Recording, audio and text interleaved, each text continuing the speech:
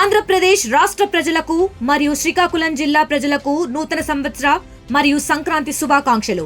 ఇట్లు Korikana Ravikumar, Srikakulam urban development authority chairman. అందరికీ నూతన సంవత్సర శుభాకాంక్షలు. విషయ happy and prosperous new year. 2025 ప్రత్యేకించి ఆంధ్రప్రదేశ్ రాష్ట్రంలో ఏదైతే గౌరవ ముఖ్యమంత్రి గారు కోరుకుంటా ఉన్నారో ఈ రాష్ట్రాన్ని స్వర్ణాంధ్రప్రదేశ్గా చేయాలి, ముఖ్యంగా పారిశ్రామికంగా అభివృద్ధి పథకం నడిపించాలని చెప్పని కళ్ళగంటూ దానికి తగిన ప్రయత్నాలు చేయటం, పార్ట్నర్షిప్ సమ్మిట్ లాంటి ఒక ఇంపార్టెంట్ ఈవెంట్స్ వైజాగ్లో చేసుకోవటం. అంతేకాదు ఈరోజు ప్రపంచంలోనే ఒక ఐటీ దిగ్గజం కంపెనీగా ఉన్న గూగుల్ లాంటి కంపెనీ విశాఖపట్నం నగరానికి వాళ్ళ ఎస్టాబ్లిష్మెంట్ చేయడానికి అంగీకరించి అనౌన్స్ చేయటం, అది కూడా ఈ సంవత్సరం మార్చిలో ఫౌండేషన్ జరుగుతూ ఉంది.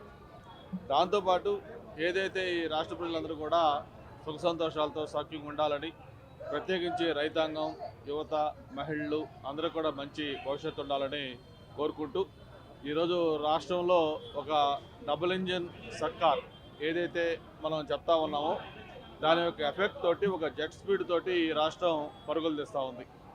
గత 18 నెలల్లో ఈ రాష్ట్రంలో ఒక మ్యాజిక్ లాగా జరిగిందని అందరూ భావించే విధంగా దేశ విదేశాల నుంచి పెద్ద ఎత్తున పెట్టుబడులు ఆంధ్రప్రదేశ్ రాష్ట్రానికి వస్తూ ఉన్నాయి. యువతకి ఉపాధి లభించబోతూ ఉంది.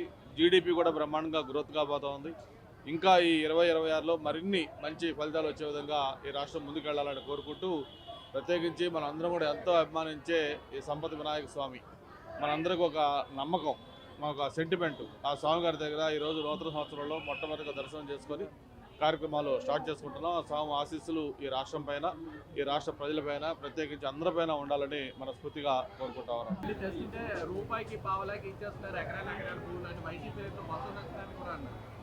సరే, దానికి ఇప్పుడు నూతన సంవత్సరం, దేవుడి సన్నిధిలో ఉన్నాం. ఇప్పుడు రాజకీయ విమర్శలు, కౌంటర్ల కంటే కూడా అందరికీ బెస్ట్ విషెస్. సపరేట్గా వారికి సంబంధించిన వాళ్ళ ఆలోచనలు ఏంటి, వాళ్ళు ఏ విధంగా రాష్ట్రాన్ని చేశారు, అవన్నీ మనం వేరేగా మాట్లాడుకుంటే బాగుంటుంది.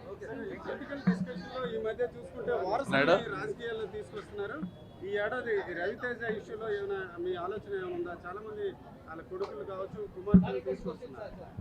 ఇప్పుడు ఎవరైనా వారసులు అనేది వాళ్ళకి అదొక ఎంట్రీకి ఒక చిన్న యాక్సెస్. కానీ వాళ్ళు రాజకీయాల్లో ఉండాలా, వాళ్ళు సక్సెస్ అవ్వాలా, లేకపోతే ఎలా ఉంటారనేది అల్టిమేట్గా వాళ్ళ యొక్క కెపాసిటీ బట్టి, వాళ్ళ యొక్క హార్డ్ వర్క్ బట్టి ఉంటుంది తప్ప రాజకీయాల్లో కేవలం వారసులతో సక్సెస్ అవ్వాలని లేదు.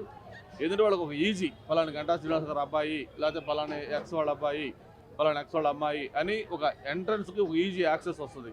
అంతేగాని అల్టిమేట్గా వాళ్ళు ప్రూవ్ చేసుకోవాల్సింది వాళ్ళ ఓన్గా వాళ్ళు ప్రూవ్ చేసుకోవాలి. వాళ్ళకి ఆ స్టామినా ఉండాలి, ఆ శక్తి ఉండాలి, ఆ హార్డ్ వర్క్ చేయాలి. అల్టిమేట్గా డెస్టినీ కూడా కలిసి రావాలి.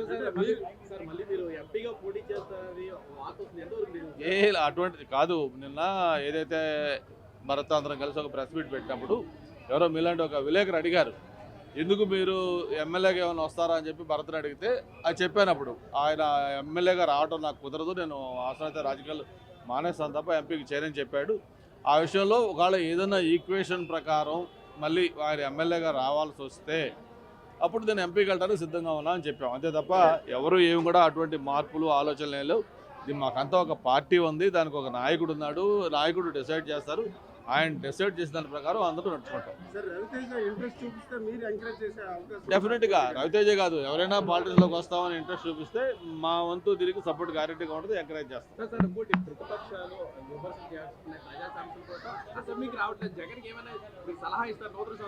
కాదు, ఈ నూతన సంవత్సరం దేవుడి సన్నిధిలో ఉన్న రాజకీయాలు వదులుకున్నాం కదా, మళ్ళీ మాట్లాడదాం. మరోసారి మాజీ మంత్రి గంటా శ్రీనివాసరావు వ్యాఖ్యలు రాజకీయ చర్చకు దారితీశాయి. నిన్న చూసుకుంటే భరత్ ఎమ్మెల్యేగా భీమిలి నుంచి పోటీ చేస్తానంటే తాను ఆ పదవిని వదిలి విశాఖ ఎంపీగా పోటీ చేస్తానని చెప్పడం జరిగింది. దీనిపై ఇప్పుడు ఉత్తరాంధ్రతో పాటు అధిష్టానం కూడా చర్చ కొనసాగుతుంది. ఈ దశలో ఈరోజు ఆయన కూడా తమకు ఒక అధిష్టానం ఉంది, ఎమ్మెల్యేగా పోటీ చేయాలన్న అంశంపై వారు ఒక నిర్ణయం తీసుకుంటారని చెప్పడం జరిగింది. అయితే మరొకసారి గంటా వారసత్వ రాజకీయాలపై ఈరోజు మాట్లాడారు. తన కుమారుడు రవితేజ కానీ రాజకీయాల్లో ఆసక్తి ఉన్నట్లయితే తాను పూర్తిగా కోఆపరేట్ చేస్తాను. సహజంగా చూసుకుంటే రాజకీయ నాయకుల కుమారులు కానీ కుమార్తెలు కానీ రాజకీయాల్లోకి వచ్చినట్లయితే వారు రాజకీయాల్లో త్వరగా ముందుకు వెళ్ళడానికి యాక్సెస్ ఉంటుంది. ఆ క్రమంలో రవితేజ కానీ పాలిటిక్స్లో ఇంట్రెస్ట్ ఉన్నట్లయితే తాను పూర్తిగా సహకరిస్తానని న్యూ ఇయర్ డే సందర్భంగా మాట్లాడడం. చరిత్ర సృష్టించినోడు ఇప్పుడు ఆ చరిత్రని తిరగరాయబోతున్నాడు. అబద్ధాల గోడల్ని బద్దలు కొట్టి నిజాలను రాగా మీ ముందుంచబోతున్నాడు. నిజమైన వార్తల కోసం వెంటనే డౌన్లోడ్ చేసుకోండి రా యాప్ని.